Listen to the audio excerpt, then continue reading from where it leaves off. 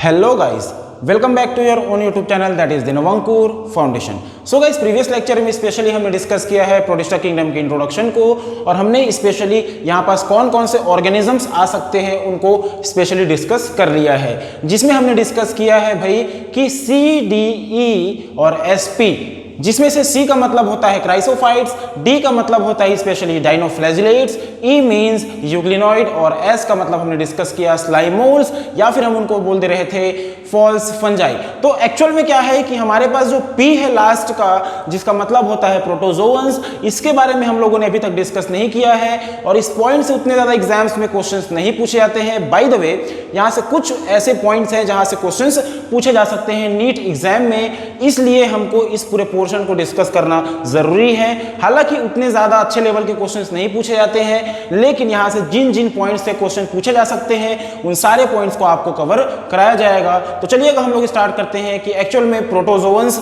होते क्या है और यहाँ इनकी स्टडी स्टार्टिंग से कैसे हुई। तो देखते हैं, protozoans were first studied by Leeuwenhoek. आप लोग जानते होंगे ल्यूवेनहॉक के बारे में, साइंटिस्ट का नाम आपने सुना होगा, बट आप लोग को याद रखना है यहाँ पास कि जो प्रोटोजोअन्स थे उनकी सबसे पहले स्टडी करने वाले साइंटिस्ट थे तो हमारे पास थे कौन? ल्यूवेनहॉक। ये क्वेश्चन पूछा नहीं जाएगा naturally, but the next question is term protozoa was coined by Goldfuss. ये क्वेश्चन आपसे पूछा जा सकता है कि जो प्रोटोजोआ है ये एक्चुअल टर्म जो है वो किसके द्वारा दिया गया था। तो आप लोग स्पेशली याद रखेंगे गोल्डफस एक साइंटिस्ट थे जिन्होंने क्या कर दिया, प्रोटोजोआ का नाम दिया था, स्पेशली याद रखेंगे। यहाँ पास हम लोग जब प्रोटोजोआ को स्टार्ट करेंगे तो हमको फर्स्ट और सेकंड पॉइंट में काफी इंपॉर्टेंट क्वेश्चन पूछा जाता है और काफी इजी क्वेश्चन है, उसको भी देखते हैं। चलिएगा, एक्चुअली प्रोटोजोअन्स जो होते हैं वो जो प्रोटोजोआ वर्ड है वो टू वर्ड से मिलकर बना हुआ है। पहला होता है proto that is equals to first और दूसरा होता है जोआ। जोआ का मतलब क्या है यहाँ पास? एनिमल्स। मतलब फर्स्ट एनिमल्स करके अगर आपको पूछ लिया जाए तो आपको मालूम होना चाहिए कि protozoans are the first animals. देखते हैं यहाँ पास primitive relative of animals. Primitive relative of animals के नाम से भी इनको जाना जाता है। क्यों? क्योंकि ये लोग हेटेरोट्रॉफिक न्यूट्रिशन रखते हैं और मोस्ट ऑफ द प्रॉपर्टीज जो होती हैं वो एनिमल्स के तरह ही होती हैं, इसलिए इनको प्रिमिटिव रिलेटिव ऑफ एनिमल्स या फिर फर्स्ट एनिमल बोल दिया जाता है। तो इस पॉइंट को आप लोग काफी ज्यादा इंपॉर्टेंटली याद रखेंगे। ये दोनों क्वेश्चंस आपसे पूछे जा सकते हैं नीट एग्जाम में या फिर जितने भी ऑल इंडिया लेवल के एग्जाम्स होंगे। क्लियर है गाइज? अब हम लोग देखते हैं कि यहाँ पास बोल रहा है कि ऑल प्रोटोजोअन्स आर हेटेरोट्रॉफिक। मैंने आप लोगों को बताया है जहां पास भी एनसीईआरटी में ऑल, मोस्टली, फ्यू ऐसे टाइप के वर्ड्स आएंगे उनको आपको स्पेशली अंडरलाइन करके पढ़ना है ताकि आपको वो चीजें याद रहें और आप उस चीज को जब क्वेश्चन एग्जाम में पूछा जाएगा तो आप लोग उसको गलत करके ना आए। तो यहाँ पास देखते हैं कि ऑल प्रोटोजोअन्स आर हेटेरोट्रॉफिक, मतलब जितने भी प्रोटोजोअन्स होंगे वो सारे के सारे क्या होंगे भाई? हेटेरोट्रॉफिक होंगे। मतलब ये लोग अपना खाना खुद से सिंथेसाइज नहीं कर सकते। They also depend on other organisms या फिर एक्स्ट्रा चीजों पे ये लोग डिपेंड करेंगे अपने फूड के लिए। देखते हैं ये एक्चुअल में जो है एक तो कैटेगरी होती है प्रीडेटर की। ये लोग क्या करते हैं? शिकार करके अपना खाना किसी से ले लेंगे। क्लियर है गाइस? किसी ऑर्गेनिज्म का शिकार करके ये लोग अपना क्या कर लेते हैं? खाना ले लेते हैं। बट नेक्स्ट है पैरासाइट्स। पैरासाइट्स के बारे में आप लोग जानते हैं, यहाँ पास दो पैरासाइट्स के बारे में हम लोग बात करेंगे। पहला होता है एंडोपैरासाइट्स, जो कि क्या करता है? किसी भी ऑर्गेनिज्म के शरीर के अंदर रहकर उसे न्यूट्रिशन गेन करता है।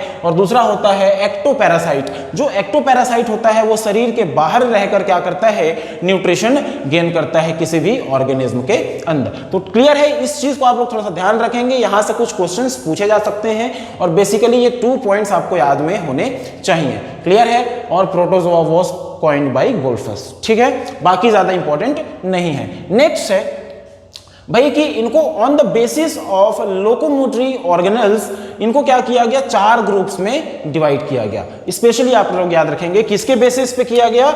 लोकोमोटरी ऑर्गेनल्स के वजह से इनको क्या कर दिया गया या फिर उसके बेस पे क्या कर दिया गया? इनको 4 ग्रुप्स में डिवाइड किया गया और इन्हीं 4 ग्रुप्स को एनसीईआरटी में दिया हुआ है। इनको हम लोग स्पेशली डिस्कस करेंगे। चलिए देखते हैं, पहला टाइप है अमीबॉइड प्रोटोजोअन्स। तो जो अमीबॉइड टाइप के प्रोटोजोअन्स होते हैं उनके लिए एग्जांपल्स लिखे हुए हैं, यहाँ पास स्पेशली याद रखेंगे। हमारी एनसीईआरटी में दिया हुआ है अमीबा और स्पेशली याद रखेंगे आप लोग एंट अमीबा हिस्टोलाइटिका। क्लियर है गाइस?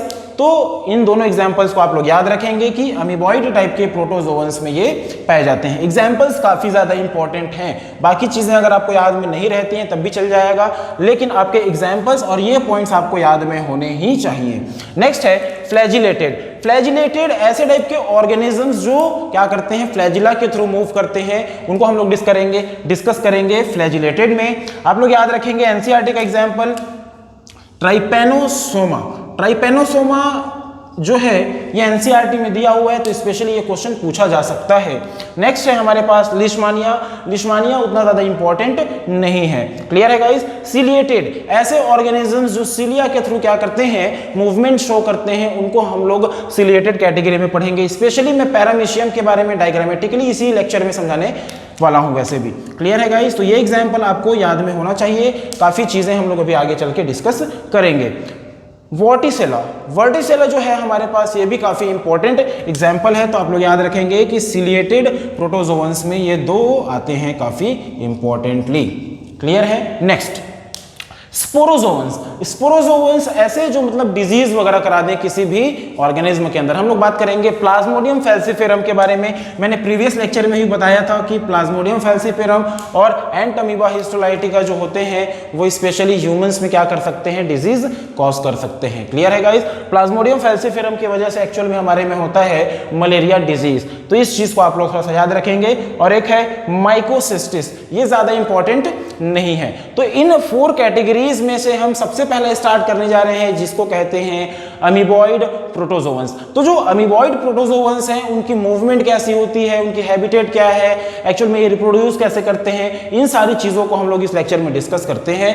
देखते हैं पहला कि जो अमीबॉइड प्रोटोजोअन्स हैं उनकी एक्चुअल में हैबिटेट कहाँ होती है, वास्तव में ये पाए कहाँ जाते हैं। क्लियर है? देखिए भाई, इनकी हैबिटेट की बात करें तो फ्रेश वाटर में ये लोग पाए जाते हैं, और जो हमारी एनसीईआरटी बात कर रही है वो स्पेशली बात कर रही है अमीबा के बारे में। किसके बारे में बात कर रही है? अमीबा के बारे में। जो अमीबा है वो फ्रेश वाटर में प्रेजेंट होता है। मराइन वाटर की बात करें तो यहाँ पर आप लोग याद रख सकते हैं Polystomella. Polystomella is a wonderful example for the marine water amoeboid क्या है हमारे पास, प्रोटोजोअन्स का, तो आप लोग स्पेशली याद में रख सकते हैं। नेक्स्ट है हमारे पास एंडोपैरासाइटिक या फिर पैथोजेनिक। मैंने बताया है कि pathogens are the causing agent of disease. Clear है? ऐसे टाइप के पैथोजेंस या फिर ऐसे टाइप के प्रोटोजोअन्स जो क्या करते हैं, ह्यूमंस में डिजीज करते हैं, उनको हम डिस्कस करेंगे। एक है हमारे पास एंट अमीबा हिस्टोलाइटिका।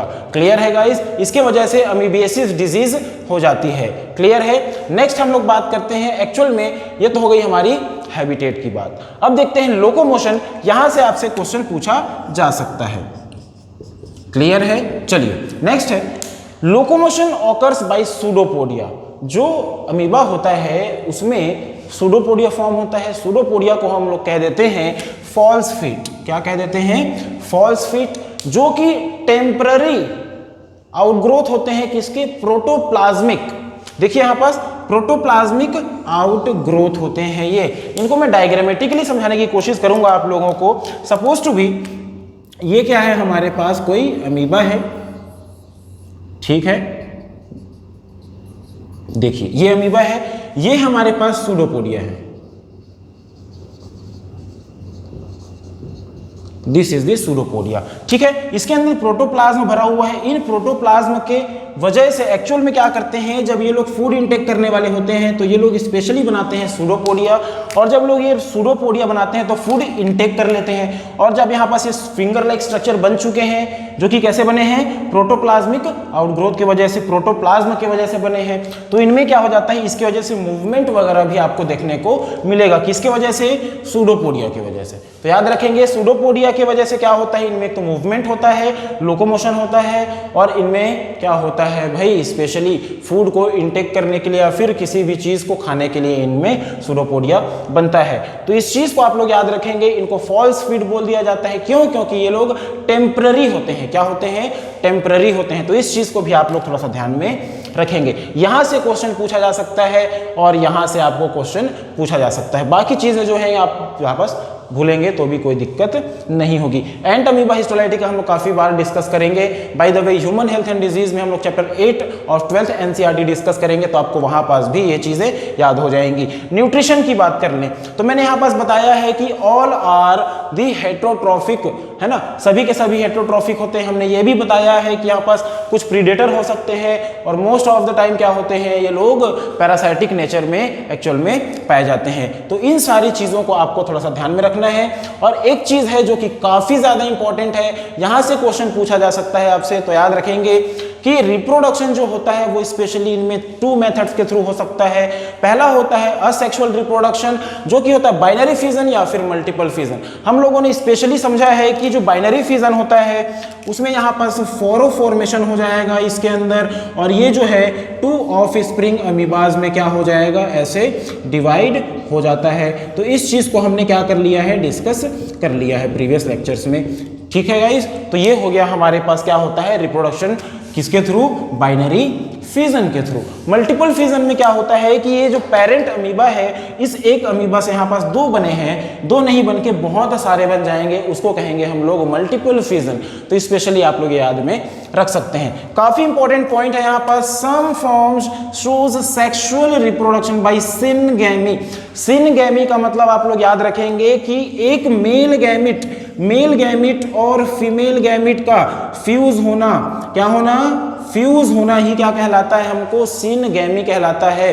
क्लियर है गाइस? मैंने सिनगैमी का टाइप भी बताया है आप लोगों को, आइसोगैमस और एनाइसोगैमस। आइसोगैमस मतलब सेम टाइप के गैमिट, सेम साइज के गैमिट्स, और एनाइसो का मतलब होता है क्या, डिफरेंट टाइप के गैमिट्स का फ्यूजन। तो यहाँ पास क्या हुआ है, मान लीजिए कि आइसोगैमस हुआ है, तो यहाँ पास फ्यूजन हो गया, क्या हो गया, फ्यूजन हो गया। इसी को क्या बोल रहे हैं अपन, सिनगैमी। सिनगैमी की वजह से क्या बन जाएगा, जाइगोट बन जाएगा। जाइगोट कैसा होगा, 2n टाइप का होगा। स्पेशली याद रखेंगे जाइगोट ऑलवेज यहाँ पास अगर 2 मेल गैमिट्स, एक फीमेल और एक मेल गैमिट अगर फ्यूज होते हैं तो ऑब्वियस सी बात है वो 2n टाइप का ही क्या बनेगा, जाइगोट बनेगा। तो स्पेशली आप लोग इस चीज को याद रखेंगे। एग्जाम्पल काफी इंपॉर्टेंट है, पिलोमिक्सा। पिलोमिक्सा में स्पेशली सेक्सुअल रिप्रोडक्शन पाया जाता है, किनमें, अमीबॉइड टाइप के प्रोटोजोअन्स में। स्पेशली आप लोग याद रखेंगे with the help of syngamy इनमें रिप्रोडक्शन होता है। अब हम लोग डिस्कस करेंगे स्पेशली जो फ्लैजिलेटेड टाइप के प्रोटोजोअन्स होते हैं उनको। फ्लैजिलेटेड प्रोटोजोअन्स की हैबिटेट की अगर बात करें तो ये लोग मोस्टली फ्री लिविंग हो सकते हैं, क्या हो सकते हैं, फ्री लिविंग हो सकते हैं। बट इनमें से जो डिजीज कॉज करने वाले या फिर जिनको हमको स्टडी करना है या फिर जहां से एग्जाम में क्वेश्चन पूछे जाते हैं वो फॉर्म्स होते हैं पैरासाइटिक टाइप के। तो स्पेशली आप लोग याद रखेंगे कि जो पैरासाइटिक टाइप के फ्लैजिलेटेड प्रोटोजोअन्स होते हैं वो लोग डिजीज कॉज करते हैं। स्पेशली हम लोग एग्जाम्पल लिए हैं यहाँ पास ट्राइपेनोसोमा का, जिसका मैंने यहाँ पास डायग्राम भी शो किया है, मैं समझाऊंगा उसको। पहले हम लोग देखते हैं, they can cause disease like sleeping sickness. Actual में जो स्लीपिंग सिकनेस डिजीज होती है वो एक्चुअल में किसके द्वारा होती है भाई, ट्राइपेनोसोमा, जो हमारे पास फ्लैजिलेटेड प्रोटोजोआ है जिसका डायग्राम मैंने शो किया है, ये जो है specially sleeping sickness disease cause करता है। तो स्पेशली ये एग्जाम, नीट एग्जाम में पूछा जा सकता है। तो स्पेशली इस क्वेश्चन को आप लोग थोड़ा सा ध्यान में रखेंगे कि sleeping sickness disease is caused by Trypanosoma which is a flagellated protozoa. That is clear? Okay, next है यहां पास है ब्रोंकोपल्मोनरी डिजीज, जो कि बच्चों में होता है, वो भी प्रोटोजोअन्स के वजह से हो सकता है, इतना डिटेल में नहीं है, इसको याद नहीं रखेंगे तो भी चलेगा। क्लियर है गाइस? लेकिन स्लीपिंग सिकनेस आपको याद में होना चाहिए, नीट एग्जाम में पूछा जा सकता है। नेक्स्ट है इनमें कि भाई मोड ऑफ रिप्रोडक्शन एक्चुअल में कैसा होता है। तो बात करें तो इनमें जो असेक्सुअल रिप्रोडक्शन होता है वो बाइनरी फिजन के थ्रू सिंपली हो जाता है, जिसको हमको पूछा जा सकता है, बाय द वे इतना ज्यादा इंपॉर्टेंट नहीं है। और सेक्सुअल रिप्रोडक्शन के कुछ फॉर्म्स में प्रेजेंट हो सकता है। क्लियर है? लेकिन यहाँ पास हमको जो पॉइंट्स हैं वो डिस्कस करने के लायक वो है पैरासाइटिक फॉर्म होते हैं, और इनके जो पैरासाइटिक फॉर्म होते हैं जैसे कि हमारे पास ट्राइपेनोसोमा, वो डिजीज कर सकते हैं जैसे कि स्लीपिंग सिकनेस। तो इस चीज को आप लोग थोड़ा सा ध्यान रखेंगे। यहाँ पास इसका डायग्राम शो किया गया है, जिसके सबसे आउटर लेयर में पेलिकल की बनी हुई लेयरिंग है, उसके अंदर में क्या है, सेल मेम्ब्रेन है, ब्लैक कलर की दिख रही है जो आपको। क्लियर है गाइस? सेल मेम्ब्रेन है, उसके अंदर साइटोप्लाज्म प्रेजेंट है रेड कलर से। क्लियर है? उसके बाद फिर हमने यहाँ पास न्यूक्लियस शो किया है, उसके बाद फिर यहाँ पास देखिएगा कि इसके बेसल पार्ट में यहाँ पास बेसल ग्रैन्यूल प्रेजेंट है, जहां से ओरिजिन हुआ है किसका, फ्लैजिला का। तो इस चीज को याद रखेंगे कि इनकी मूवमेंट कैसे होती है, फ्लैजिलर मूवमेंट होती है। अब हम लोग देखते हैं एक्चुअल में भाई जो सिलिएटेड टाइप के प्रोटोजोअन्स होते हैं वो एक्चुअल में कौन होते हैं। स्पेशली आप लोग यहाँ पास एग्जांपल याद रखेंगे पैरामीशियम का, जो कि पैरामीशियम होता है, इसमें हम लोग सिलिएटेड प्रोटोजोअन्स के अंदर इनको पढ़ते हैं। ये मोस्टली एक्वेटिक होते हैं, जितने भी हमारे पास ये ऑर्गेनिजम्स होंगे ये सारे के सारे क्या होंगे, एक्वेटिक होंगे, ये सभी के सभी पानी में पाए जाएंगे। नेक्स्ट है एक्टिवली मूविंग। ये लोग क्या करते हैं, एक्टिवली मूव करते हैं। एक्टिवली मतलब यहाँ पास रिक्वायरमेंट होगी किसकी, एनर्जी की। मतलब इनको एक जगह से दूसरे जगह जाने के लिए किसकी रिक्वायरमेंट होगी, एनर्जी की रिक्वायरमेंट होगी। सपोज समझिएगा कि suppose to be this is a river, okay, यहाँ से मतलब बह रहा है सपोज टू बी डाउनवर्ड्स में। तो अगर यहाँ पास कोई ऑर्गेनिज्म है, उसको अगर काउंटर करेंट, इसके अपोजिट डायरेक्शन में अगर बहना है फिर जाना रहेगा तो क्या हो जाएगा, फ्लो के अपोजिट में, तो उसको क्या लगानी पड़ेगी, एनर्जी लगानी पड़ेगी। मतलब ये क्या हो गया, एक्टिव हो गया। अगर हम लोग बात करें कि यहाँ पास कोई ऑर्गेनिज्म एक्स बैठा हुआ है, ठीक है, और इसको इधर यहाँ पास इस किनारे पे पहुंचना है, तो वो क्या करेगा, ऑब्वियस सी बात है, फ्लो के साथ ऐसी पानी में क्या कर जाएगा, लेट जाएगा या फिर ऐसी पड़ा रहेगा। उससे क्या हो जाएगी, फ्लो क्या कर लेगा, बहा के ले आएगा। तो ये हो गया पैसिव बहना, बिना एनर्जी के, बिना रिक्वायरमेंट, मतलब कोई भी एनर्जी लगाए बिना क्या हो गया, इसकी मूवमेंट हो गई। लेकिन यहाँ पास क्या हुआ है कि हमको एनर्जी लगाना पड़ रहा है। वैसे ही मूवमेंट होगी इनकी कि ये लोग जब एक जगह से दूसरी जगह जाना चाहेंगे तो इनको क्या करना पड़ेगा, एनर्जी जरूरत पड़ेगी।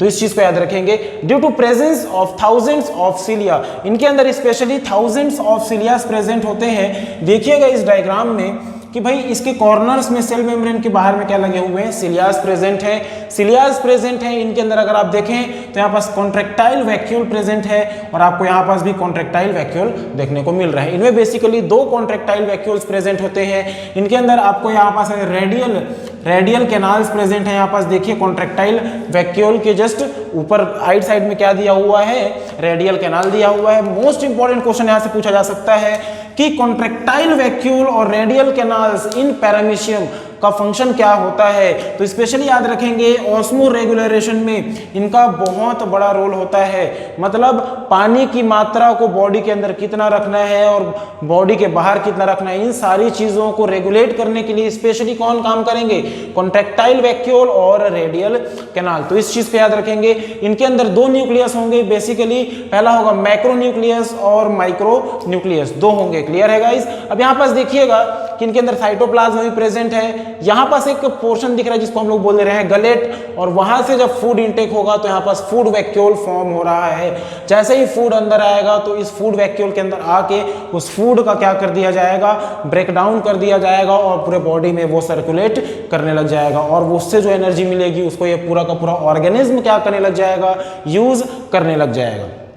क्लियर है। They have a cavity called gullet. तो क्लियर है, वहां पास गलेट प्रेजेंट है।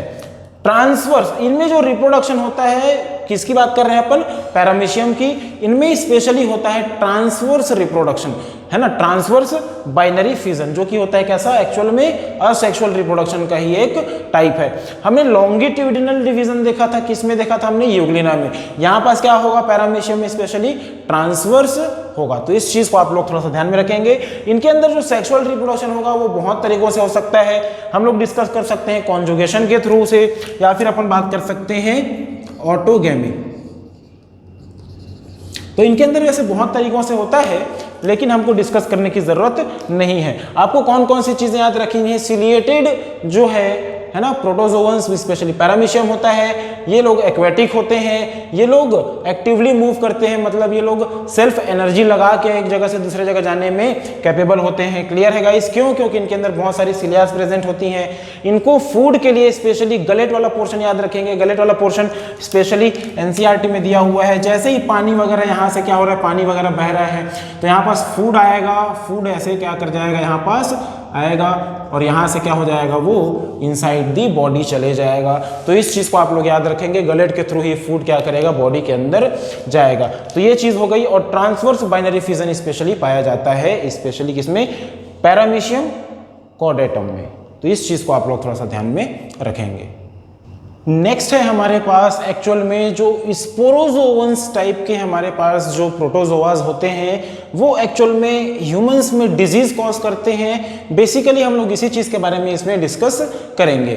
चलिएगा, तो पहला पॉइंट है हमारे पास ऑल प्रोटोजोवंस आर एंडोपैरासाइटिक, मतलब जितने भी हमारे पास स्पोरोजोवंस होंगे सभी के सभी कैसे होंगे, एंडोपैरासाइटिक होंगे।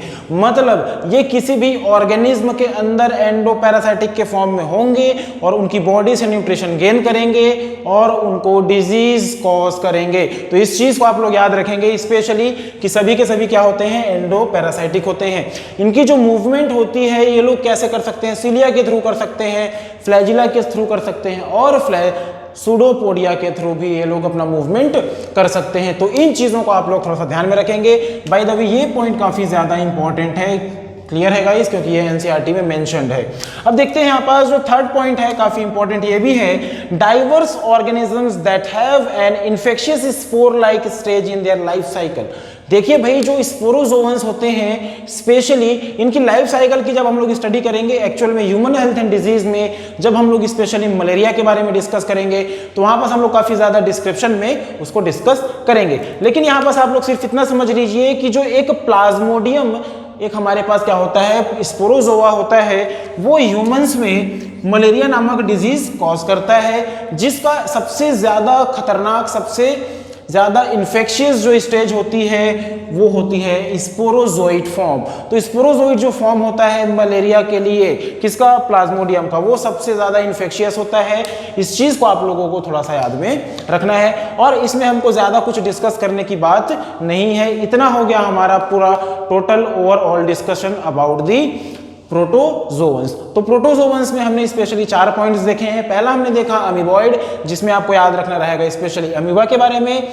दूसरा जो है हमारा फ्लैजिलेटेड, जिसमें आपको याद रखना है ट्राइपेनोसोमा, इसका डायग्राम याद रखेंगे, क्लियर है। चलिएगा, सिलिएटेड में आपको पैरामीशियम याद रखना है, इसमें मूवमेंट एक्टिवली एक्चुअल में कैसे होता है। और स्पोरोजोवंस में आप लोग प्लाज्मोडियम का सिर्फ इंट्रोडक्शन वाला पोर्शन ही आप लोग याद में रख सकते हैं। बाकी ये चैप्टर का, इस लेक्चर का स्पेशली हमने काफी अच्छे तरीके से डिस्कस कर लिया है। हमने अब प्रोटिस्टा किंगडम को काफी अच्छे तरीके से डिस्कस कर लिया है और इन प्रोटिस्टा किंगडम के सारे लेक्चर्स को अगर आप देखते हैं तो सारे के सारे लेक्चर्स आपको अच्छे से समझ में आएंगे और प्रोटिस्टा किंगडम से आपको एक भी डाउट नहीं आने चाहिए इन वीडियो लेक्चर्स को देखते हुए।